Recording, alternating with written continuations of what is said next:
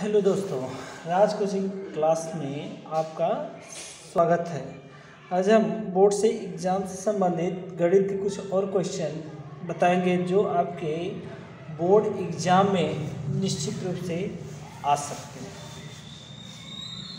तो दोस्तों आज का पहला क्वेश्चन है हमारा। पहला क्वेश्चन है गुणनखंड विधि से समीकरण कड़ी में 2x² धन 7x धन 5 कड़ी में 2 के मूल ज्ञात कीजिए। तो दोस्तों मूल क्या होता है, जो x की वैल्यू होती है वह क्या होता है, मूल कहलाते हैं। तो यहाँ द्विघात समीकरण है, तो x के कितने वैल्यू होंगे, 2 वैल्यू। तो इस समीकरण के 2 मूल होंगे। तो इस जो समीकरण हमारा दिया गया है कड़ी में 2x² धन 7x धन 5 कड़ी में 2 बराबर 0 का हम करेंगे गुणनखंड कैसे करेंगे, x² का गुणांक जो है और अचर पद इन दोनों का आपस में क्या करेंगे, गुणा करेंगे। तो क्या आएगा, x² का गुणांक है कड़ी में 2 और गुणे अचर पद है 5 कड़ी में 2, तो गुणा करेंगे 5 और एक कड़ी में 2 का कड़ी में 2 गुणा होगा तो हो जाएगा कड़ी में 4 का वर्गमूल हो जाएगा 2, यानी यहाँ जाएगा 5 कड़ी में 4 यानी 4 का वर्गमूल हो जाएगा 2, तो 5 दूना 10। अब इस 10 को 2 ऐसे भागों में तोड़ेंगे जिसको जोड़ने पर हमारा क्या आ जाएगा, 7 आ जाएगा। तो 10 को 2 भागों में देखिए तोड़ दे रहे हैं, 5 दूना 10, दोनों गुणा करने पर 10 आ रहा है और इन दोनों को जोड़ने पर कितना आएगा, 7 आएगा। तो इसका हम करेंगे गुणनखंड, तो हो जाएगा कड़ी में 2x² धन क्या करेंगे 5x धन 2x धन और इधर आपका 5 कड़ी में 2 बराबर 0। ठीक है दोस्तों, तो अब यहाँ देखिए हमारा 4 पद बन गए। तो 4 पदों में 2-2 का पदों का हम क्या बनाएंगे, जोड़ा बनाएंगे। तो इन दोनों पदों में कुछ कॉमन हो रहा है, यक्स कॉमन है। यहाँ यक्स की 2 घात है, यहाँ पे क्या है, यक्स घात है। तो एक यक्स की घात क्या कर लेंगे, कॉमन कर लेंगे। तो यहाँ से 2 घात थी, एक घात निकल गई तो बचेगा क्या आपका कड़ी में 2x प्लस यहाँ से x निकल गया तो बचेगा आपका 5। दोस्तों इसके बाद इन दोनों पदों में से कॉमन लेंगे तो कड़ी में 2 का क्या लिख सकते हैं, 2 को हम लिख सकते हैं कड़ी में 2 गुणे कड़ी में 2 लिख सकते हैं। तो यहाँ 2 में से एक कड़ी में 2 क्या कर ले, कॉमन ले ले, तो क्या बचेगा आपका, यहाँ पे एक कड़ी में 2 बचेगा यानी कड़ी में 2 और x ऑलरेडी x प्लस यहाँ से कड़ी में 2 निकल गया तो बचेगा 5 बराबर क्या हो गया 0। ठीक है दोस्तों, अब कुछ कॉमन हो रहा है। यहाँ पे देखिए इन दोनों में से कॉमन हो कड़ी में 2x धन 5 क्या हो रहा है, कॉमन हो गया तो बचेगा क्या, x धन कड़ी में 2 बराबर क्या हो जाएगा 0। अब यहाँ देखिए 2 गुणनखंड हो गए तो एक बार इस गुणनखंड के बराबर 0 लेंगे, कड़ी में 2x धन 5 बराबर 0। तो कड़ी में 2x बराबर हो जाएगा, 5 को ट्रांसफर करेंगे तो +5 है तो इधर हो जाएगा -5। लेकिन हमें x की वैल्यू निकालना तो x बराबर हो जाएगा -5, इधर कड़ी में 2 का क्या है, मल्टीप्लाई है, ट्रांसफर करेंगे तो क्या हो जाएगा, डिवाइड हो जाएगा। यानी x की एक वैल्यू हो गई -5 बट्टे कड़ी में 2। अब दूसरा लेंगे, दूसरा वाला है आपका x प्लस कड़ी में 2 बराबर 0। तो x बराबर क्या आ जाएगा, कड़ी में 2 को ट्रांसफर करेंगे तो माइनस कड़ी में 2, यानी हमारा जो आंसर आ जाएगा x की वैल्यू आ जाएगी, x की वैल्यू कितनी आ गई, 2 वैल्यू, एक -5 बट्टे कड़ी में 2 और दूसरा है माइनस कड़ी में 2। तो समीकरण के कितने मूल हुए और कौन कौन से, यहाँ द्विघात समीकरण है, x की 2 वैल्यू हो गई तो लिखेंगे समीकरण के 2 मूल कौन कौन सी, x की वैल्यू जो है वो -5 बट्टे कड़ी में 2 और ऋण कड़ी में 2 है। ठीक है दोस्तों, इस टाइप के अगर समीकरण के मूल पूछते हैं तो इस टाइप गुणनखंड करके हम निकाल सकते हैं। दोस्तों हमारा अगला क्वेश्चन है, k का मान ज्ञात कीजिए यदि बिंदु 8 1 k ऋण 4 और 2 ऋण 5 क्या हो, संरेख हो। संरेख का मतलब होता है दोस्तों कि ये जो बिंदु है एक ही रेखा पर स्थित हो। तो इसके लिए एक फार्मूला होता है, संरेख के लिए फार्मूला होता है, संरेख हेतु क्या फार्मूला होता है, x1 ब्रैकेट में y2 minus y3 plus x2 bracket में y3 minus y1 plus x3 bracket में y1 माइनस y2 बराबर होता है 0। यानी ये तीनों बिंदु क्या है, आपके संरेख है। तो इसके लिए फार्मूला क्या होगा, आपको संतुष्ट करेगा। लेकिन हमें इसमें x1 y1 x2 y2 x3 y3 आपको ज्ञात करना पड़ेगा। यानी यहाँ पहला बिंदु है, पहला है आपका निर्देशांक 8 1, तो इसको हम लिख सकते हैं x1 y1, यानी आपका x1 हो जाएगा 8, y1 हो जाएगा 1। फिर दूसरा है आपका बिंदु k ऋण 4, इसको हम लिख सकते हैं x2 y2, यानी x2 k हो जाएगा, y2 हो जाएगा ऋण 4। और नेक्स्ट है 2 ऋण 5, तो इसको हम लिख सकते हैं x3 y3, यानी x3 आपका 2 हो जाएगा, y3 हो जाएगा ऋण 5। तो हम यहाँ से x1 y1 x2 y2 और x3 y3 मालूम कर लिए। इसको हम इस फार्मूले में सेट करेंगे। फार्मूले में रखिए तो x1 आपका यहाँ से क्या है, x1 आपका 8 है, तो 8, फिर ब्रैकेट में y2 माइनस y3, तो y2 यहाँ से लेंगे, y2 क्या है माइनस 4, फिर माइनस y3 आपका है माइनस 5, तो ब्रैकेट में लिखेंगे माइनस 5, करली ब्रैकेट बंद, प्लस x2 आपका क्या है, x2 यहाँ से मिलेगा आपका आएगा k, फिर ब्रैकेट में y3 आपका क्या है माइनस 5 माइनस y1 क्या यहाँ से 1 है, तो यहाँ जाएगा 1, प्लस x3 की वैल्यू आपकी यहाँ से मिल जाएगी 2, और करली ब्रैकेट में y1 क्या आपका 1 माइनस ब्रैकेट में y2 क्या आपका माइनस 4 बराबर क्या हो जाएगा 0। अब इसको सॉल्व करेंगे तो यहाँ जाएगा 8 माइनस 4, इस माइनस का माइनस में गुणा होगा प्लस 5, फिर प्लस के, यहाँ देखिए दोनों संख्या माइनस में तो जुड़ जाएगी, हो जाएगा माइनस 6, प्लस 2 यहाँ पे हो जाएगा 1, यहाँ माइनस हो जाएगा प्लस 4 बराबर क्या 0। तो आपका हो जाएगा 8, यहाँ देखिए 5 धनात्मक है और ऋण, ये 4 क्या है ऋणात्मक है, ये दोनों अपोजिट साइन वाले, तो ये आपका क्या होगा घटेगा, तो 5 में 4 जाएगा 1 का गुणा 8 में होता 8, ठीक है। प्लस नहीं, यहाँ देखिए माइनस, ये प्लस है, माइनस का प्लस में गुणा होगा माइनस, 6 का के में गुणा होगा 6k। अब यहाँ पे देखिए, यहाँ 4 1 5 धन में हो गया, 5 दूना क्या हो जाएगा 10, यानी धन 10 बराबर हो जाएगा 0।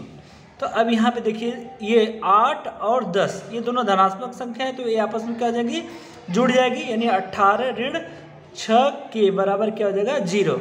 अब यहाँ देखिए 6k को हम एक साइड करेंगे और अचर पद को एक साइड करेंगे, तो यहाँ जाएगा 18 बराबर क्या हो जाएगा 6k, या इसको लिख सकते हैं 6k बराबर 18। तो यहाँ k का मान पूछा है, क्या पूछा है k का मान ज्ञात कीजिए, तो k बराबर हो जाएगा 18। यहाँ देखिए 6 का आपका क्या गुणा हुआ है, तो 6 का इधर हो जाएगा, ट्रांसफर करेंगे भाग, तो k बराबर 6 3 18, यही हमारा क्या है आंसर है। यानी k बराबर 3 यहाँ इन बिंदुओं में रखने पर क्या हो जाएगा, तीनों बिंदु क्या हो जाएंगे संरेख हो जाएंगे। दोस्तों हमारा तीसरा क्वेश्चन है, उस रेखा का समीकरण ज्ञात कीजिए जो ऋण 1 2 से होकर जाता है तथा जिसकी प्रवणता क्या है 2/5 है। तो यहाँ पे देखिए बिंदु दिया है x1 y1, इसको मानेंगे बराबर दिया गया आपका ऋण 1 2, यानी x1 बराबर 1 और y1 बराबर 2, और प्रवणता दिया गया इसमें प्रवणता को हम प्रेजेंट करते हैं यम से, ये दिया गया 2/5। अब देखिए एक बिंदु के निर्देशांक दिए गए हों और उसकी प्रवणता दी गई हो तो उसका एक सरल रेखा का समीकरण होता है। समीकरण क्या होता है मैं बता रहा हूँ आपको, दिया गया है मतलब समीकरण होता है बिंदु x1 y1 से जाने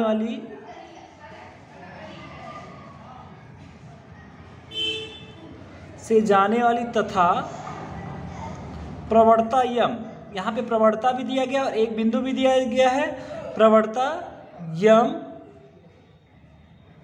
की सरल रेखा का समीकरण, सरल रेखा का समीकरण बराबर सूत्र होता है y माइनस y1 बराबर प्रवणता यम ब्रैकेट में x माइनस x1। ठीक है, तो यहाँ पे हम वैल्यू रखेंगे तो y का मान तो दिया नहीं है, फार्मूले में है तो y माइनस y1 का यहाँ से y1 बराबर 2 तो यहाँ पे -2 बराबर यम यानी प्रवणता कितना दिया 2/5 ब्रैकेट में x कितना x आपका फार्मूले में है x माइनस x1 की वैल्यू है -1 तो इसको ब्रैकेट में लिखेंगे -1 तो हम लिखेंगे y -2 बराबर हो जाएगा 2/5 और यहाँ पे x माइनस का माइनस में गुणा होगा +1। ठीक है, अब यहाँ पे क्रॉस मल्टीप्लिकेशन करेंगे यानी 5 का गुणा यहाँ हो जाएगा y -2 में और 2 का गुणा x +1 में, तो हो जाएगा 5 का y में गुणा होगा 5y माइनस 5 दूना 10 बराबर इसका ब्रैकेट में गुणा करेंगे 2x धन 2। अब इन सबको उठा के एक साइड लिख करेंगे तो इधर 0 हो जाएगा बराबर 2x धन 2 और इन सबको ट्रांसफर करेंगे तो साइन चेंज हो जाएगा यानी 5y इधर धन में इधर हो जाएगा ऋण में और यहाँ 10 ऋण में तो इधर हो जाएगा धन। ठीक है, तो यहाँ पे हो जाएगा 0 बराबर 2x ऋण 5y, यहाँ पे देखिए 2 और 10 दोनों धनात्मक है तो जुड़ जाएगा।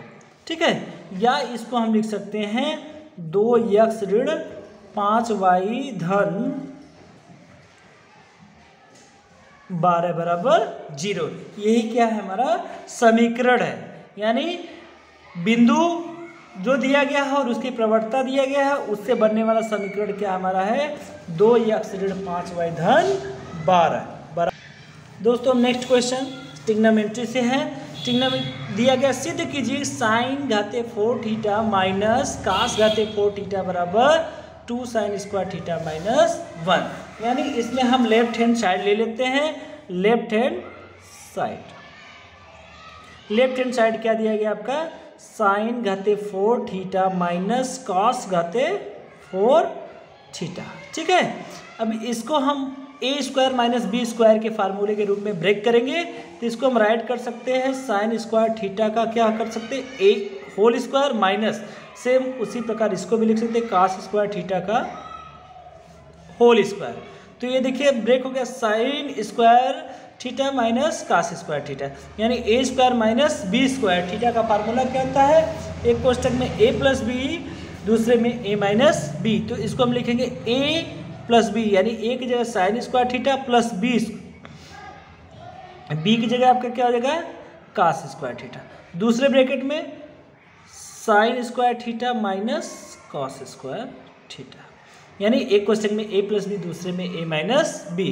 तो यहाँ देखिए सर्वसम क्या बन गई sine square theta plus cos square theta, इसका मान होता है 1 और यहाँ पे देखिए हमें साइन स्क्वायर थीटा सिद्ध करना है तो यहाँ साइन को तो चेंज नहीं करेंगे, साइन को साइन में रहने देंगे और यहाँ पे देखिए जो कॉस स्क्वायर थीटा है इसके बराबर होता है 1 माइनस साइन स्क्वायर थीटा। ये सर्वसमीका से हमारा आ गया तो यहाँ जगह 1 का मल्टीप्लाई करेंगे वही आएगा और यहाँ जगह साइन स्क्वायर थीटा माइनस का अंदर गुणा करेंगे तो -1 minus minus plus sine square theta. तो यहाँ देखिए 1 sine square theta plus 1 sine square theta कितना जगह 2 साइन स्क्वायर थीटा और यहाँ पे -1, यही हमारा यहाँ पे सिद्ध करना था यानी हमारा राइट हैंड साइड के बराबर सिद्ध हो गया। दोस्तों हमारा नेक्स्ट क्वेश्चन है प्रायिकता से। क्वेश्चन आपका दिया गया है 144 बाल पेनों के एक समूह में 20 बाल पेन क्या है, खराब है। 20 बाल पेन क्या है, खराब है। तो इस और दिया तथा शेष क्या है, अच्छे हैं। आप वही पेन खरीदना चाहेंगे जो अच्छा हो। ये जाहिर सी बात है कि हम अच्छी पेन खरीदेंगे, लेकिन दुकानदार इन पेनों में से एक पेन निकालकर आपको देता है। और कौन सी पेन देगा, कुछ भी दे सकता है, उसमें देगा तो खराब भी पेन आ सकती है, अच्छी भी पेन आ सकती है। तो यहाँ प्रायिकता ज्ञात कीजिए कि आप वही पेन खरीदेंगे, तो हम कौन सी पेन खरीदेंगे, अच्छे पेन। तो यहाँ पहले खराब पेनों की संख्या ज्ञात करेंगे। खराब पेनों की संख्या कितना है आपका, 20 है, दिया गया है। तो तब अच्छे पेनों की संख्या कितनी हो जाएगी, अच्छे पेनों की संख्या। तो कुल पेन थे आपकी 144, 144 में से 20 पेन खराब हो गए, तो बचेगा आपका 124 अच्छे पेन जो कि हम खरीदना चाहेंगे उनमें से एक ही। तो यहाँ पे जो हमारी कुल संभावना हो जाएगी, कुल संभावना दुकानदार देगा तो 144 में से देगा, तो हमारी कुल संभावना हो जाएगी कितना, 144, 144। और अनुकूल संभावना कितनी होगी, अनुकूल संभावना यानी हम जो पेन खरीदना चाहेंगे वही हमारी अनुकूल संभावना। तो जाहिर सी बात है कि हम 124 पेन जो हमारी अच्छी पेन है उन्हीं में से खरीदना चाहेंगे, तो हमारा अनुकूल संभावना हो जाएगा 124। तब अच्छे पेन की प्रायिकता यानी प्रायिकता क्या लिखेंगे, प्रायिकता जो पेन हम खरीदना चाहते हैं, जो पेन हम खरीदना चाहते हैं।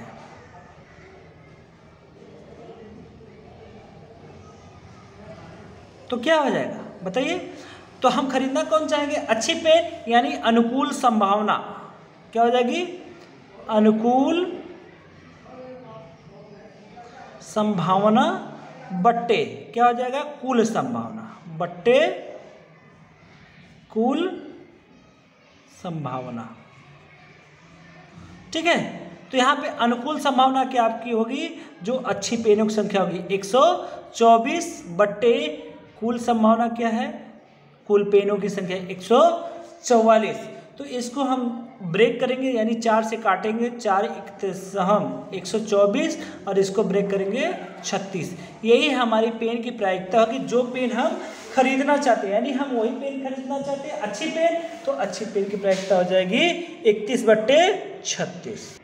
दोस्तों अब हमारा अगला क्वेश्चन है ज्योमेट्री से, यानी रेखा गणित में दिया गया है चित्र में ABC जिसका वृत्त ABC जिसका केंद्र O है, पर किसी वाह्य बिंदु से खींची गई स्पर्श रेखाएं PA और PB वृत्त की बिंदु A तथा B को स्पर्श करती हैं। यदि कोण APB बराबर 60 अंश हो तो कोण OAB तथा कोण ACB की माप ज्ञात कीजिए। तो यहाँ पे दिया क्या गया है कि APB बराबर 60 अंश, यानी यह कितना मान है इसका 60 अंश। तो ज्ञात क्या करना है, कोण OAB और दूसरा कोण ACB, यही हमें ज्ञात करना है। तो हमें ज्ञात क्या है वो लिखेंगे।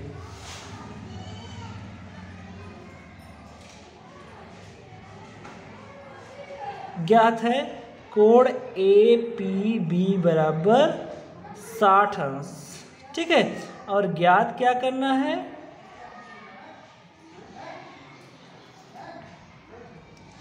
ज्ञात करना है दो चीज़ का मान, कोण OAB और दूसरा किसका मान ज्ञात करना है, कोण ACB। तो हम इसका हल निकालेंगे। हल क्या होगा, अब देखिए जो हमारी वृत्त की स्पर्श रेखा होती है वह जीवा के साथ 90 अंश का कोण बनाती है। तो यहाँ लिखेंगे OA और OB वृत्त की क्या है, त्रिज्याएं हैं। वृत्त की क्या है, त्रिज्याएं हैं। तो ये दोनों क्या है, आपकी त्रिज्या है, और AP और BP के आसपास रेखा है, तो इसमें ये दोनों कोण क्या होंगे, 90 अंश हो जाएंगे। यानी कोण OAP बराबर कोण OBP। क्यों होंगे, क्यों होंगे, क्योंकि यहां लिखेंगे वृत्त की त्रिज्या, वृत्त की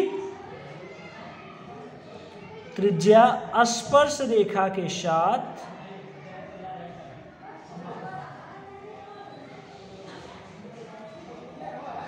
90 अंश का कोण बनाती है, 90 अंश का कोण बनाती है।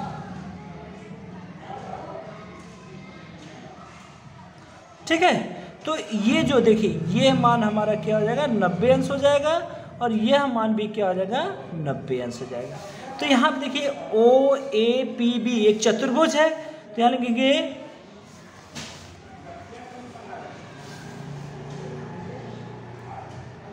चतुर्भुज OABP में।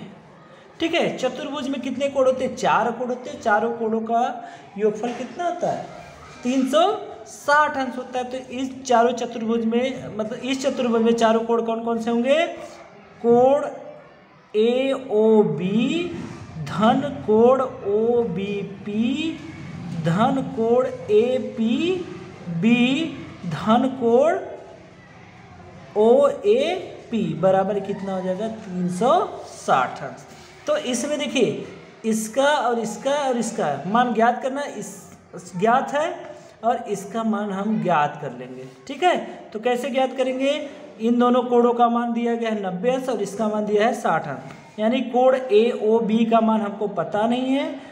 ठीक है, तो उसको ऐसे लिखे, कोण AOB धन OBP का मान कितना है, 90 अंश, धन APB का मान दिया है आपका 60 अंश, और धन कोण OAP का मान भी कितना होगा, 90 अंश, बराबर कितना हो जाएगा, 360 अंश। तो इसको जोड़ेंगे, कोण AOB धन इसको जोड़ेंगे, आपका 240 अंश आएगा, बराबर 360 अंश। तो कोण AOB बराबर कितना आ जाएगा, 360 माइनस 240 को ट्रांसफर करेंगे। ठीक है, तो कोण AOB बराबर आ जाएगा 120। तो ये हमारा मान कितना आ गया, 120। ठीक है, तो लेकिन हमें इसका मान नहीं ज्ञात करना है, हमें मान किसका ज्ञात करना है, OAB का। ठीक है, तो यहाँ पे लेंगे त्रिभुज, ये वाला त्रिभुज लेंगे AOB में, लेंगे त्रिभुज AOB में। ठीक है, OA बराबर क्या होगा, OB। क्यों होगा, क्योंकि यह वृत्त की त्रिज्या है, वृत्त की त्रिज्या है। तो इनके जो सम्मुख कोण होंगे वह भी क्या होंगे, बराबर होंगे। यानी त्रिभुज में बराबर भुजाओं के सम्मुख कोण आपस में क्या होते हैं, बराबर होते हैं। तो इसके सम्मुख कोण होगा कोण OBA और OB के सम्मुख कोण होगा OAB, ये आपस में बराबर होगा। तो त्रिभुज के कितने कोण होते हैं, 3 कोण होते हैं। तो इसमें देखिए OAB हो जाएगा और OBA हो जाएगा और क्या हो जाएगा, AOB। इन तीनों को जोड़ करके बराबर किसके लिखेंगे, 180 अंश। तो यहाँ हो जाएगा कोण OBA धन कोण OAB धन कोण AOB बराबर कितना हो जाएगा, 180 अंश। ठीक है, तो यहाँ देखिए कोण OBA की जगह हम लिख सकते हैं कोण OAB, क्योंकि यहाँ पे OBA बराबर दिया है OAB, और यहाँ पे जो कोण OAB है इसको ऐसे लिख देंगे, धन AOB का मान अभी निकालें कितना, 120 अंश, बराबर कितना हो जाएगा, 180 अंश। तो यहाँ जगह इन दोनों को जोड़ेंगे तो 2 हो जाएंगे, 2 कोण OAB बराबर 120 को इधर ट्रांसफर कर देंगे, 180 माइनस 120 हो जाएगा। तो ये 2 कोण OAB बराबर हो जाएगा 60 अंश। तो कोण AOB बराबर कितना हो जाएगा, 60/2, यानी इसको क्रॉस करेंगे आ जाएगा 30 अंश। तो हमारा मान कितना आ गया, AOB का मान 30 अंश जो हमको निकालना है, यानी कोण AOB ओ ए बी बराबर कितना आ जाएगा 30 अंश, जो हमको पहला मान निकालना है। ठीक है, अब दूसरा मान हमें क्या निकालना है, ये ए सी बी का मान निकालना है। तो देखिए यहाँ पे ये जीवा ए बी है, इस ए बी जीवा के द्वारा केंद्र पर भी कोण बन रहा है और परिधि पर भी कोण बन रहा है। तो जो परिधि पर कोण बनता है वह केंद्र पर बने कोण का आधा होता है। तो हम इसमें लिखेंगे क्या, कोण ए सी बी का मान निकालना है। तो कोण ए सी बी बराबर हो जाएगा, जो केंद्र पर बना कोण है उसका क्या हो जाएगा, आधा। तो यहाँ लिखेंगे केंद्र परिधि पर बना कोण, तो यहाँ पे परिधि पर बना कोण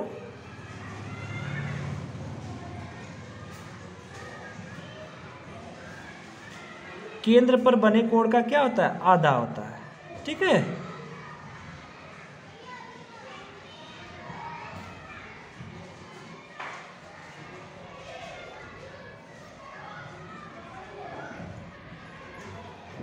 ठीक है। तो यहाँ पे हो जाएगा कोण ए सी बी बराबर क्या, कोण ए ओ बी का मान हमने निकाला था कितना, 120 अंश बट्टे 2। तो कोण ए सी बी बराबर हो जाएगा, यहाँ डिवाइड करेंगे 2 का तो आ जाएगा 60 अंश। तो हमारी जो दो वैल्यू पूछा था दोनों की वैल्यू आ गई। ठीक है दोस्तों, अब अगला क्वेश्चन हाइट एंड डिस्टेंस से है। क्वेश्चन है आपका, किसी क्षैतिज तल पर स्थित बिंदु से किसी ऊर्ध्वाधर मीनार की चोटी के उन्नयन कोण की माप फाई है।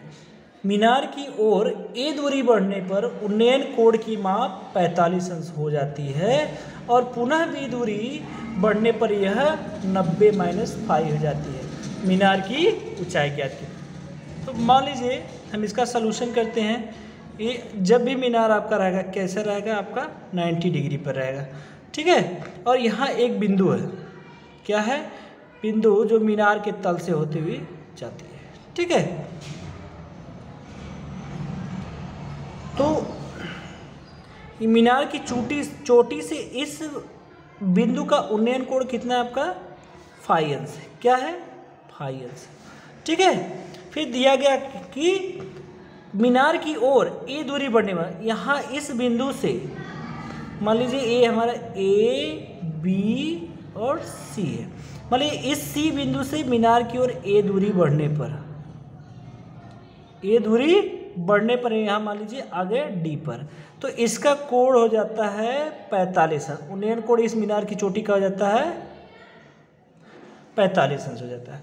और पुनः दिया गया है कि पुनः बी दूरी बढ़ने पर, मतलब यहीं से इधर आएंगे बी, यहाँ तक मान लीजिए बी दूरी बढ़ने पर इस जो उन्नयन कोण था वह कितना हो गया, 90 माइनस फाई हो गया।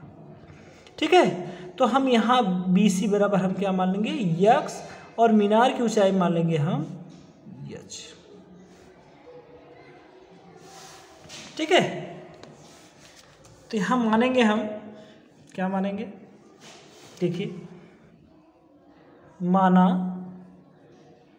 मीनार की ऊंचाई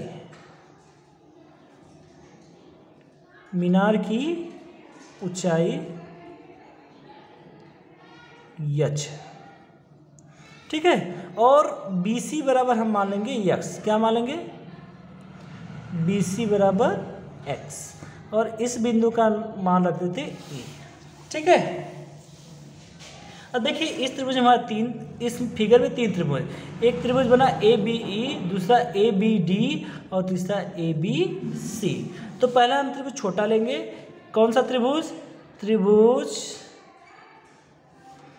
ABE में, ABE में क्या हो जाएगा, tan, क्या इसका कोण है 90 minus phi, tan 90 minus phi बराबर क्या हो जाएगा, यच बट्टे क्या हो जाएगा, BC बराबर माना है, BE बराबर माना है x, तो यहाँ यच बट्टे क्या हो जाएगा x। तो यहाँ tan 90 माइनस फाई क्या हो जाएगा, cot फाई बराबर यच बट्टा यक्स। ठीक है, तो एक्स बराबर क्या जाए, एक्स बराबर कॉट को इधर लाएंगे एच बट्टे कॉट फाई, तो यहाँ कॉट किसका उल्टा था, टेन का, तो यहाँ लिखेंगे एक्स बराबर एच टेन फाई, समीकरण नंबर 1। ठीक है,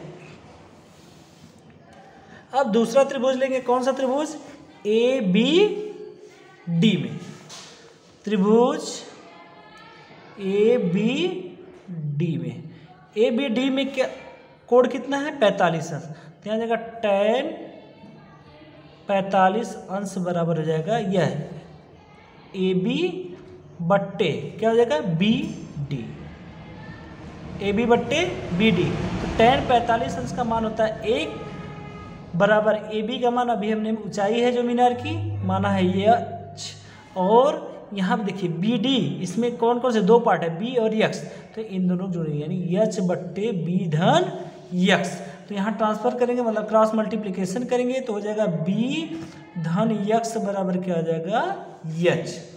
ठीक है, तो सिर्फ यक्स बराबर क्या होगा, यक्स बराबर एच माइनस बी, समीकरण नंबर 2। ठीक है, अब हम तीसरा वाला त्रिभुज लेंगे, कौन सा, लोग तीसरा त्रिभुज जो बड़ा वाला ए बी सी लेंगे, तो इसमें लेंगे तो हो जाएगा आपका tan, इसके लिए क्या है आपका फाई, तो tan फाई बराबर हो जाएगा ए बी बट्टे यह पूरा यानी बी सी। ठीक है, तो यहाँ जाएगा tan फाई बराबर ए बी का मान कितना है यच बट्टे बी सी कितना है, इसमें तीन पार्ट ए बी यक्स, तो यहाँ जाएगा ए धन बी धन एक्स। ठीक है,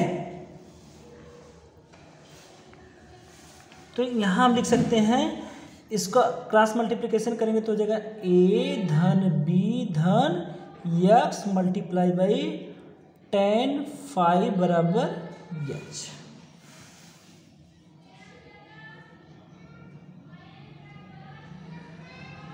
ठीक है, तो यहाँ यच बराबर क्या हो जाएगा, या इसको लिख सकते हैं यच बराबर ए धन बी धन यक्स tan फाई। ठीक है, तब यहाँ पर वैल्यू रखेंगे तो यक्स बराबर क्या है आपका यच tan फाई है, और यक्स बराबर यहाँ पे एच माइनस बी है, तो हम क्या रखें यक्स बराबर एच माइनस बी रख लेते हैं, क्या रख लेते हैं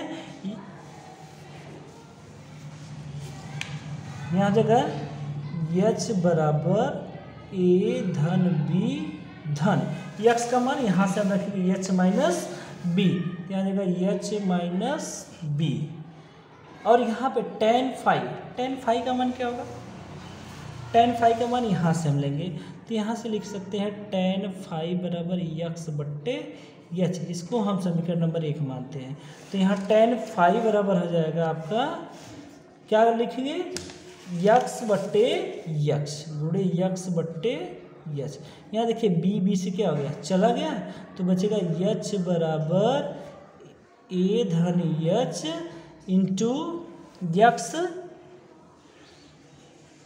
अपॉन यच। ठीक है, क्रॉस मल्टीप्लिकेशन करेंगे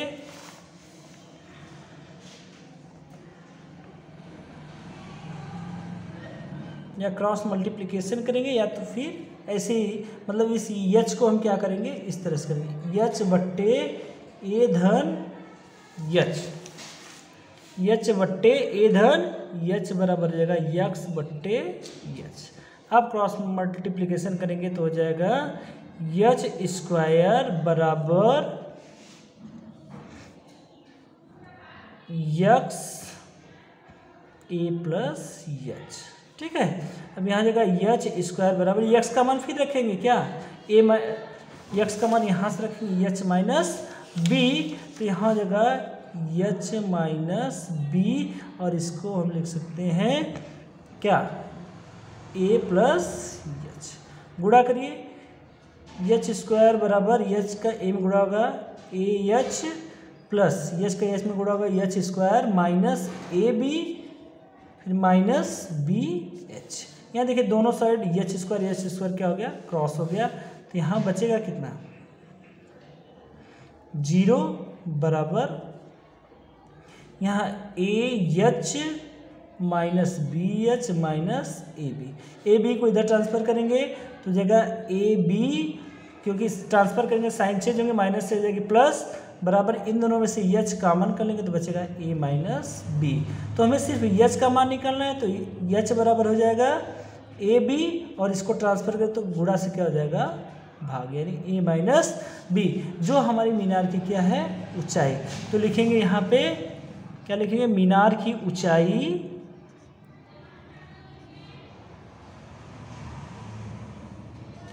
H बराबर AB बट्टे A माइनस B होगी, जो हमारा क्या है आंसर है।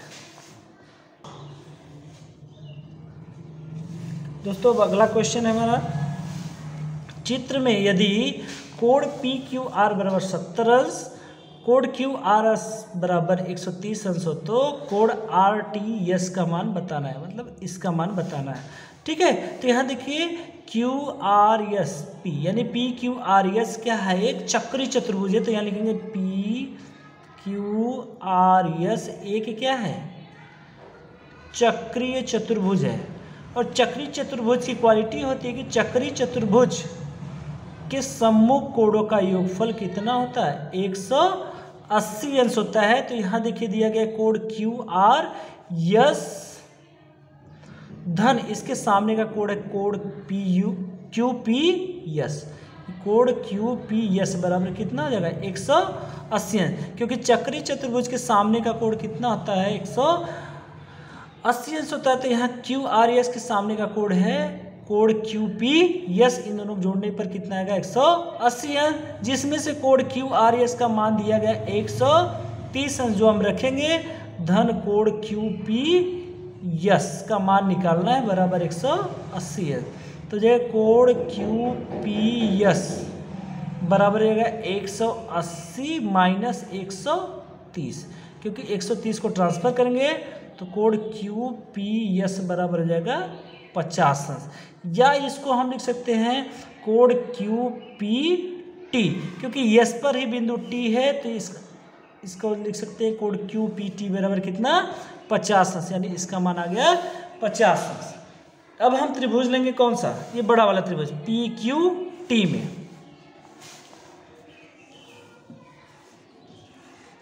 तो लेंगे त्रिभुज PQT में 3 कोण होते हैं त्रिभुज में, तीनों कोणों का योगफल कितना होता है 180 अंश। तो कौन कौन से त्रिभुज हैं, कोण PQT धन कोण QPT धन कोण QTP बराबर कितना होगा 180 अंश।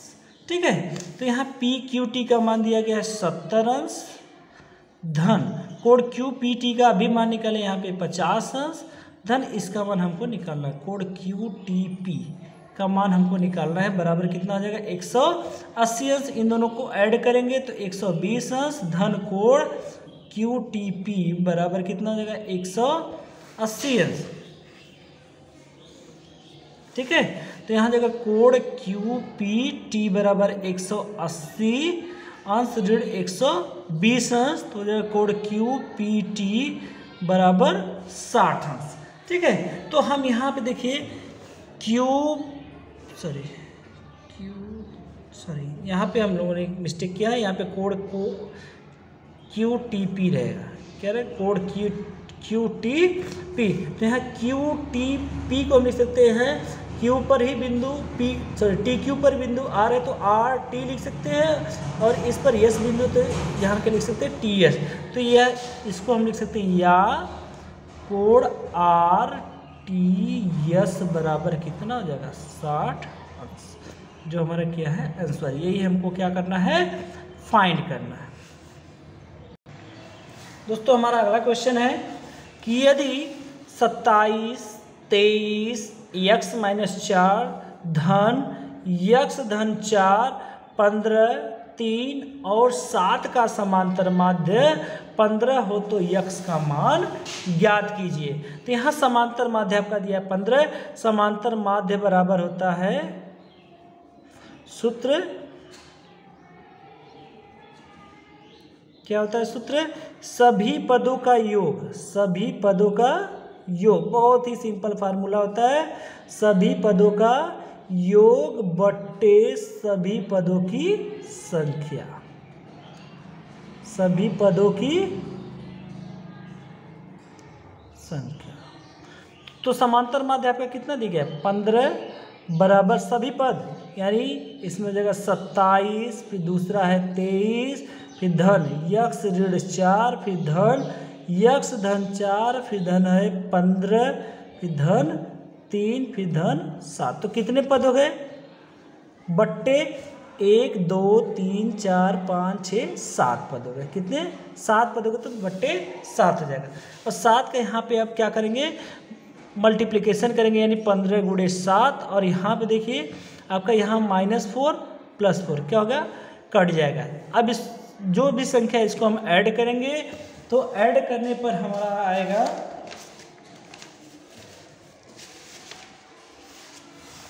7 3 10 5 15 3 18 7 25 4 2 6 7, यानी कितना आ जाएगा?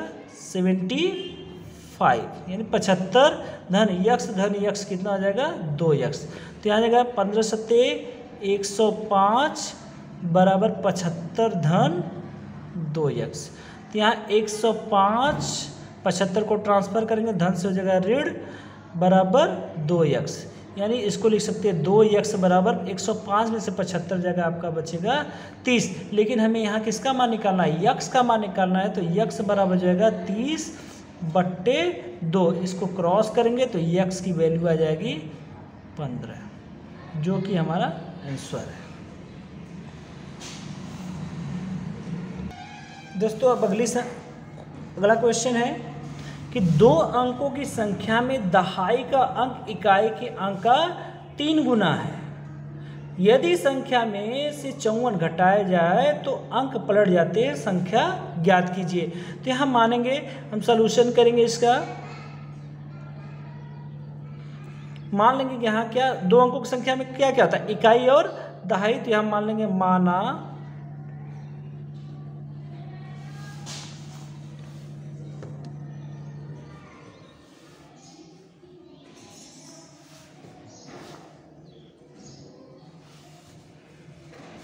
माना इकाई का अंक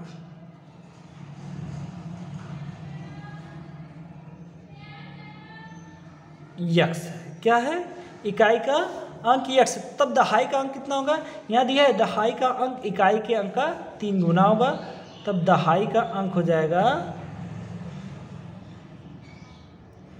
इस इकाई के अंक जो हमने यक्स माना इसका 3 गुना, यानी गुणे 3 बराबर हो जाएगा 3 यक्स। तब संख्या कितनी हो जाएगी?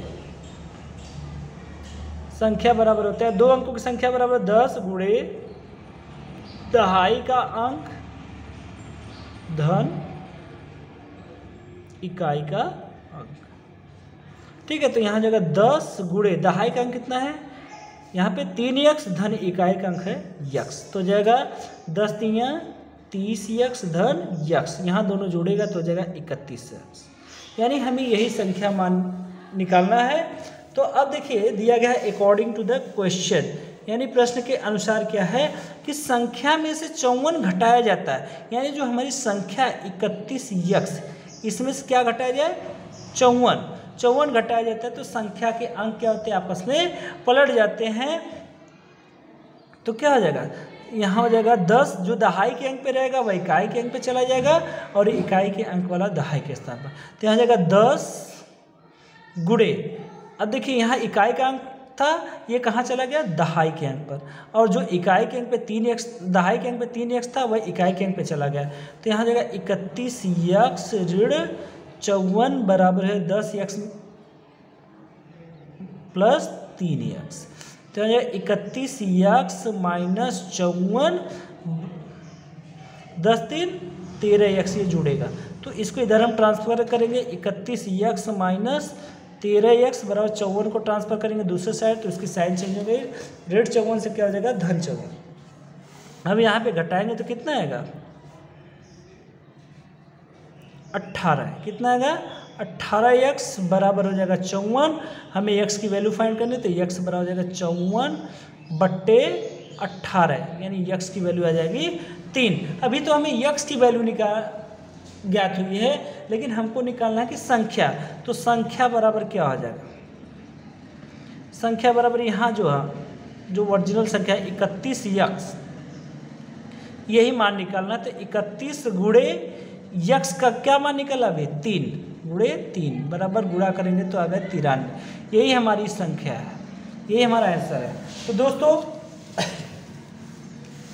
बोर्ड के एग्जाम की तैयारी के लिए यदि कोई क्वेश्चन आपको डाउट कर रहा है, आपको परेशान कर रहा है, तो हमें कमेंट बॉक्स में ज़रूर बताइए, ताकि हम उसका सलूशन आपको भेज सकें, अच्छी तरह से वीडियो बना सकें उस क्वेश्चन पर, ताकि आपको समझ में आए।